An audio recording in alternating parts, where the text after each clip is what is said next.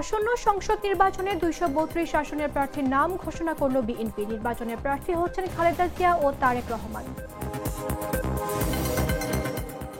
গণভোট এবং জুলাই সনদ নিয়ে দলগুলোকে আলোচনায় বসার আহ্বান সরকারের, সংবাদ সম্মেলনে জানালেন আইন উপদেষ্টা। জাতীয় নির্বাচন সামনে রেখে আগামী বছর ইজতেমা মার্চে সুযোগ পাবে না সাদপন্থীরা, জানালেন জুবায়েরপন্থীরা। মেট্রো রেলের নকশায় ভুল থাকতে পারে, মন্তব্য ডিএমটিসিএল এমডির। তদন্তের পরই নিশ্চিতভাবে বলা যাবে দুর্ঘটনার কারণ। এবং ভারতে ভয়াবহ দুর্ঘটনা, পাথর বোঝাই ট্রাকের সঙ্গে বাসের সংঘর্ষে নিহত বেড়ে 20।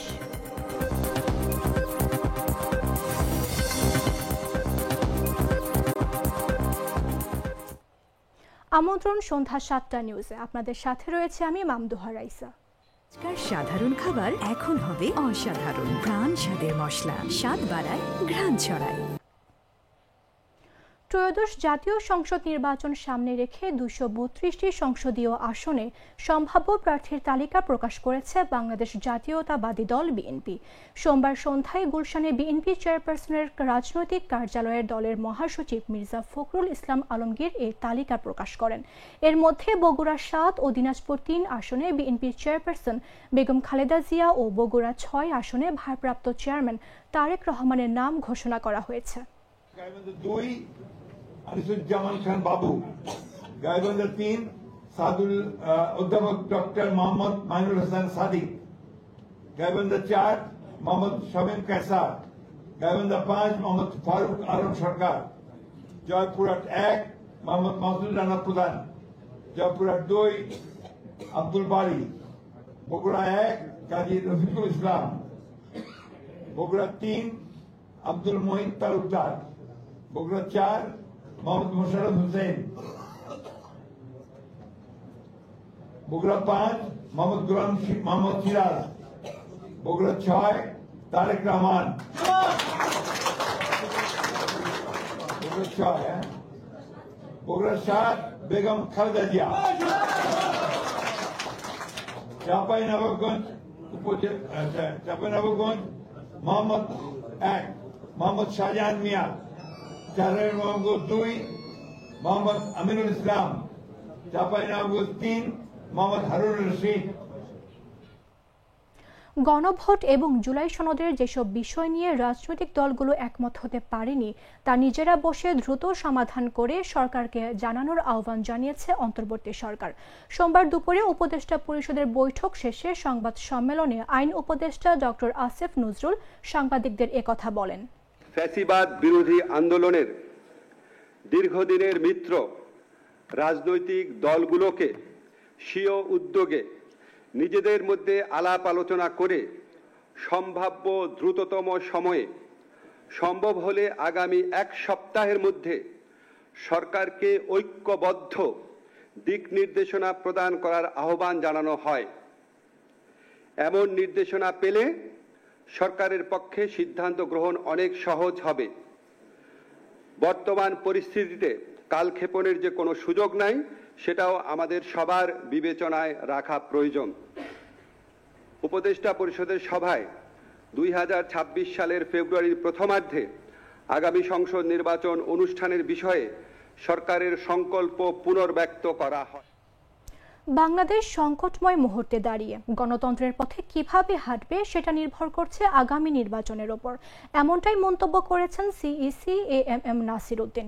বলেন, এটিকে চ্যালেঞ্জ হিসেবে নিয়েছে কমিশন। রোববার সকালে জাতীয় নির্বাচনে আনসার ভিডিপির ভোট কেন্দ্রের নিরাপত্তা মহড়া ও 2025-26 সালের চতুর্থ ধাপের আনসার প্লাটুন সদস্যদের মৌলিক প্রশিক্ষণ কার্যক্রমের পরিদর্শন শেষে এসব কথা জানান তিনি আরও বলেন, ত্রয়োদশ জাতীয় সংসদ নির্বাচনে প্রথমবারের মতো প্রবাসীরা ভোটাধিকার প্রয়োগের সুযোগ পাচ্ছেন এবং নির্বাচনী হলে দায়িত্বপ্রাপ্ত কর্মকর্তারাও ভোট দিতে পারবেন।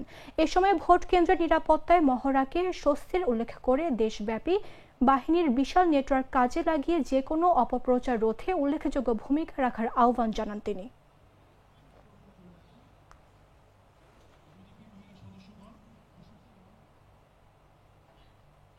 জাতীয় নির্বাচন সামনে রেখে বিশ্ব ইজতেমার সময় পেছানোর সিদ্ধান্ত নিয়েছে অন্তর্বর্তী সরকার। প্রতি বছর জানুয়ারিতে আয়োজন করা হলেও আগামী বছর বিশ্ব ইজতেমা শুরু হবে মার্চে। মাওলানা মোহাম্মদ জুবায়েরের অনুসারী জুবায়েরপন্থী বা শুরাই নিজাম আয়োজিত এক সংবাদ সম্মেলন থেকে জানানো হয়েছে, বিগত বছরগুলোতে 2 পর্বে বিশ্ব ইজতেমা অনুষ্ঠিত হলেও আগামী বছর সেটি 1 পর্বে হবে, যেখানে মাওলানা সাদ কান্ধলভির অনুসারী ও সাদপন্থীদের ইজতেমা আয়োজনের সুযোগ থাকবে না। সোমবার জাতীয় প্রেস ক্লাবের সংবাদ সম্মেলনে ইজতেমা আয়োজন বিষয়ে কথা বলেন তাবলিগ জামাত বাংলাদেশ বা শুরাই নিজামের শীর্ষ নেতা মুফতি কেফায়েতুল্লাহ আজহারি। সাদপন্থীরা ইজতেমা আয়োজন করতে পারবে কিনা এমন প্রশ্নে কেফায়েতুল্লাহ বলেন, সরকারের কাছে তারা লিখিত দিয়ে গতবার শেষবারের মতো ইজতেমার আয়োজন করেছিল, সেক্ষেত্রে তাদের আর ইজতেমা করার সুযোগ নেই।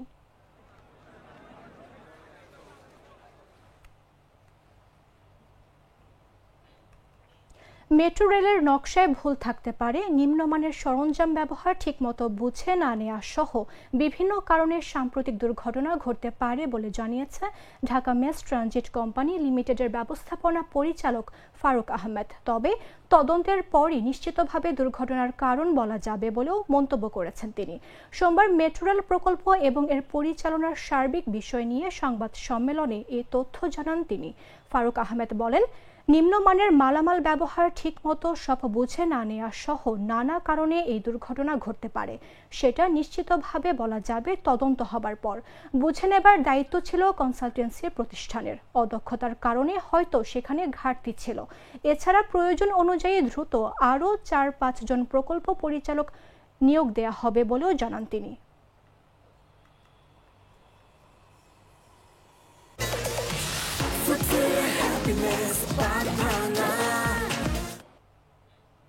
শরীয়তপুরের জজিরায় 2 পক্ষের মধ্যে সংঘর্ষের ঘটনা ঘটেছে। এ সময় বেশ কিছু ককটেল বিস্ফোরণ ঘটানো হয়, এতে উভয় পক্ষের 5 জন আহত হয়েছে।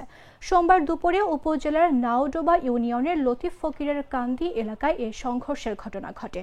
স্থানীয় ও পুলিশ সূত্রে জানা গেছে, জাজিরা লতিফ ফকিরের কান্দি এলাকায় আধিপত্য বিস্তার নিয়ে লতিফ ফকির এবং ফয়জুল করিম মাতবর ও তার সমর্থকদের দীর্ঘদিনের বিরোধ ছিল। সোমবার দুপুরে ওই এলাকার সরকারি জমিতে একটি মসজিদ নির্মাণ করেছিল ফয়জুল করিমের লোকজন। এ সময় লতিফ ফকিরের সমর্থকরা বাধা দিলে 2 পক্ষের মধ্যে সংঘর্ষের সৃষ্টি হয়। এ সময় উভয় পক্ষের সমর্থকরা একে অপরকে লক্ষ্য করে ককটেল বিস্ফোরণ ঘটায় এবং দেশীয় অস্ত্র নিয়ে হামলা চালায়। ঘণ্টাব্যাপী চলা সংঘর্ষে অন্তত 5 জন আহত হয়েছে।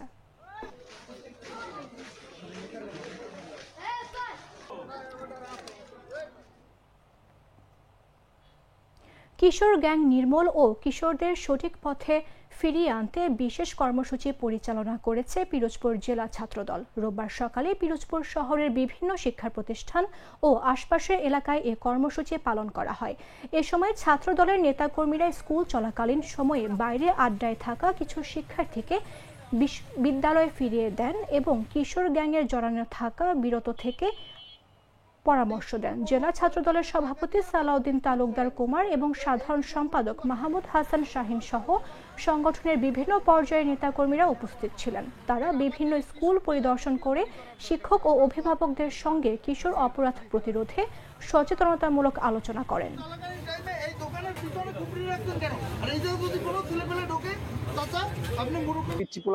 বিশেষ করে শিশু বাস্তানের জন্য আমরা আসলেই অতিষ্ঠ। দীর্ঘদিন ধরে এখানে আর কি এই স্কুলের সামনে স্কুল ড্রেস অবস্থায় অথবা টাউন স্কুলের কিছু ছেলে আছে পিচ্চি পোলাপান আর কি মূলত এদেরকে আর কি এদের যন্ত্রণায় আমরা অতিষ্ঠ আর কি। দিন যাবত আমাদের কাছে নালিশ আসছে, আমরা এটা পরে আমরা থানা ইনফর্ম করছি, থানার ওসিকেও আমাদেরকে ইনফর্ম করা হয়েছে। কিন্তু আমরা বিশ্বাস করি আমরা সবসময় আমরা ছাত্রদল সবসময় সুষ্ঠু ধারায় রাজনীতি করতে পছন্দ করি, আমরা সুষ্ঠু ধারায় রাজনীতি করি। আর আমরা আগেই বলেছি যে আমরা কখনো কিশোর গ্যাং পালিও না, আর কিশোর গ্যাংরে আমরা ছাত্রদল কখনো প্রশ্রয় দেব না। পতিত স্বৈরাচারের যে গুন্ডা সংগঠন ছাত্রলীগ, সেই ছাত্রলীগ যে কিশোর গ্যাং দিয়ে তাদের মিছিল বড় করতে, আমাদের কোনো মিছিলে স্কুল পড়ুয়া কোনো ছেলেদেরকে দরকার নাই। যদি কেউ আমাদের মধ্য থেকেও কেউ আশ্রয় প্রশ্রয় দেয়, প্রশাসনের উদ্দেশ্যে বলতে চাই তাদেরকে আপনার কিশোর গ্যাংয়ের লিডার হিসাবে চিহ্নিত করবেন। আমরা ছাত্রদল কোনো দায় দায়িত্ব নিব না।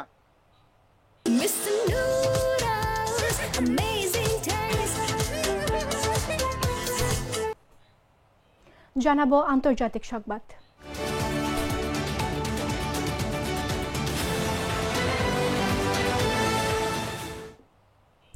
ভারতের দক্ষিণাঞ্চলীয় রাজ্য তেলেঙ্গানার বিকারাবাদে এক ভয়াবহ সড়ক দুর্ঘটনায় নিহতের সংখ্যা বেড়ে 20 জনে দাঁড়িয়েছে। এতে আহত হয়েছেন আরও বেশ কয়েকজন। সোমবার স্থানীয় সময় সকাল 7:30টায় বিকারাবাদ হায়দ্রাবাদ মহাসড়কের চেভেলায় এ ঘটনা ঘটে। বাসটির কমপক্ষে 40 জন যাত্রী নিয়ে মির্জাগোদা থেকে রাঙ্গারেড্ডির দিকে যাচ্ছিল। রাজ্য পুলিশ জানায়, একটি পাথর বোঝাই ট্রাক মোটরসাইকেলকে ওভারটেক করার সময় আরেকটি বাসের সাথে মুখোমুখি সংঘর্ষে জড়ায়। এক পর্যায়ে ট্রাকটি উল্টে গেলে এতে থাকা পাথর বাসের ওপর পড়ে। এর ফলে হতাহতের শিকার হয় বহু মানুষ। দুর্ঘটনার পর বাসের যাত্রীদের উদ্ধার করে বাইরে আনা হয়। আহতদের স্থানীয় হাসপাতালে পাঠানো হয়েছে। এ ঘটনায় গভীর শোক প্রকাশ করেছেন রাজ্যের মুখ্যমন্ত্রী রেভান্ত রেড্ডি। আহতদের দ্রুত ও যথাযথ চিকিৎসা নিশ্চিতের নির্দেশ দিয়েছেন তিনি।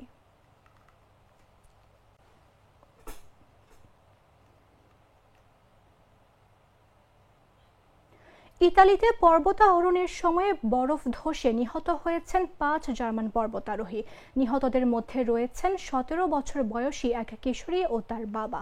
উদ্ধারকর্মীরা জানান, শনিবার স্থানীয় সময় বিকেল 4টার দিকে ওটলার আল্পস অঞ্চলের চিমা ভারতানা পর্বত আরোহণের সময় এ দুর্ঘটনা ঘটে। 3 জন পর্বতারোহীর একটি দল পুরোপুরি তুষারের নিচে চাপা পড়ে মারা যান।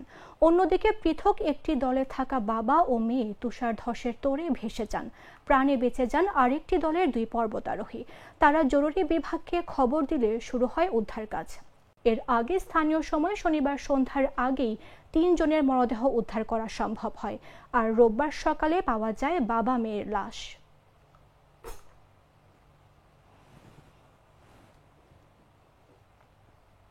সংবাদ শেষ করার পূর্বে শিরোনামগুলো জানিয়ে দিচ্ছে আরও একবার।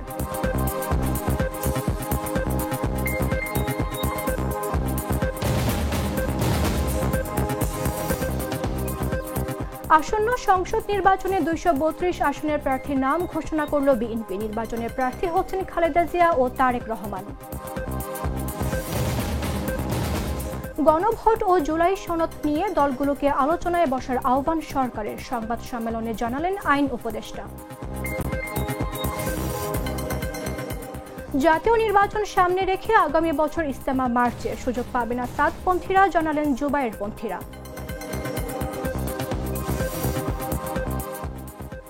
মেট্রো রেলের নকশায় ভুল থাকতে পারে, মন্তব্য ডিএমটিসিএল এমডির। তদন্তের পরই নিশ্চিতভাবে জানা যাবে দুর্ঘটনার কারণ।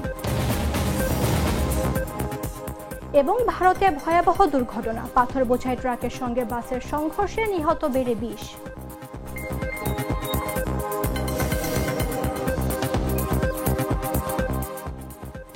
দর্শক, এই ছিল এখনকার মতো। প্রতি মুহূর্তে সর্বশেষ খবর জানতে ভিজিট করুন jagonews24.com। ফলো করুন আমাদের ভেরিফাইড ফেসবুক পেজ এবং সাবস্ক্রাইব করুন জাগো নিউজের ইউটিউব চ্যানেল। ধন্যবাদ সবাইকে।